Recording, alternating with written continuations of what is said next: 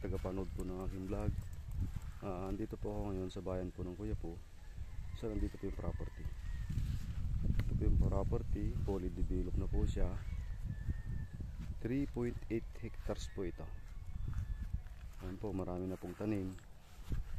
Tulad po ng mga mangga, lemon, bayabas. Ayan po. Hanggang dun po yan. Ayan, kasama pa po yung bahay na yan, ng bahay po ng caretaker. Ayan po yung bakod. Diretso po hanggang dun yan. Ayan po yung pinaka right of way niya, palabas po sa Barangay Cemented Road. Ayan, diretso po hanggang dun yan. Yan po, nakabakod na po itong property.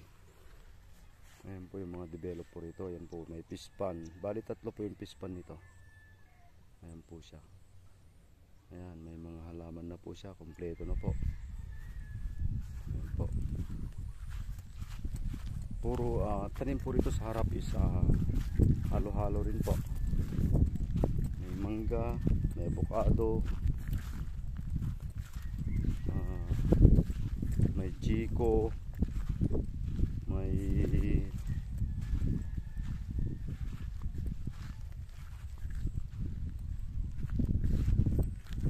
duhat. Ayan po siya. Santol.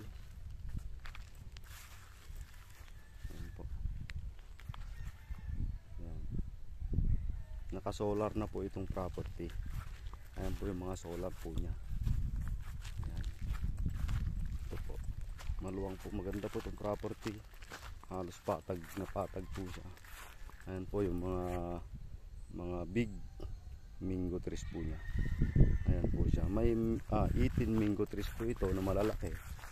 Ito po mga giant po na mangga. Ayan po sila. Ayan. Dito lang po sa harap. Sa bandang likod po ng property is may gate na po. May gate po na nakatutok po sa Barangay Cemented Road. Ito po kasi ang korte po ng lupa papunta doon. Pababa na po doon sa may Barangay Road. Ito po. Bali dalawa po ang gate po ng property. Ito po siya. Ito po yung chiko. Ayan po. Develop na po itong property. At may dalawang bahay po. Ayan po. Ayan po siya. May dalawang bahay po ito. At ito may mga mangga, avocado, dragon fruit.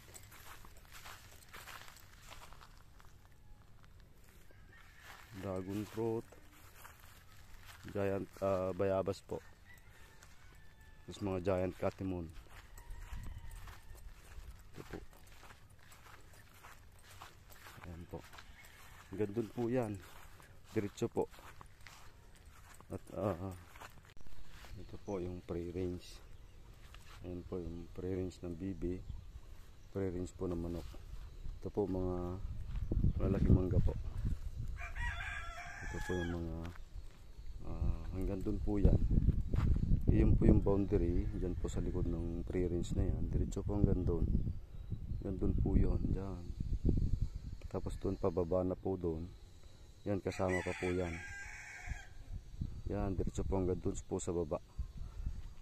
3.8 hectares po ito. Ayan po yung bakod. Ayan po. Ito po. Ayan, 18 mango trees. Maraming saging, maraming kalaman. More or less 80 na kalamansi po. At iba-iba po yun. 10 sampalok, 10 katimo, lemon, at marami pa pong iba. Ito po siya. Ayan po. Hindi ko na po bibidyoin sa bandang baba. Makikita nyo na lamang po sa video. Ayan po, maraming salamat po and God bless po mga sir. Ito po yung fish pan. Ayan po, may floating cottage po siya. Ayan po yung bahay. Ayan po. Bahay po sa baba. Kubo po sa taas. Ayan po yung mga tanim po niya. Maraming tanim po ito. Nyug. Ayan, ayan po yung boundary. Ayan po, diretso po hanggang doon. Ayan po siya.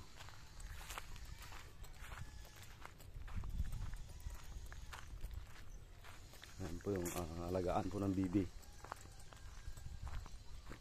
Free range po yan.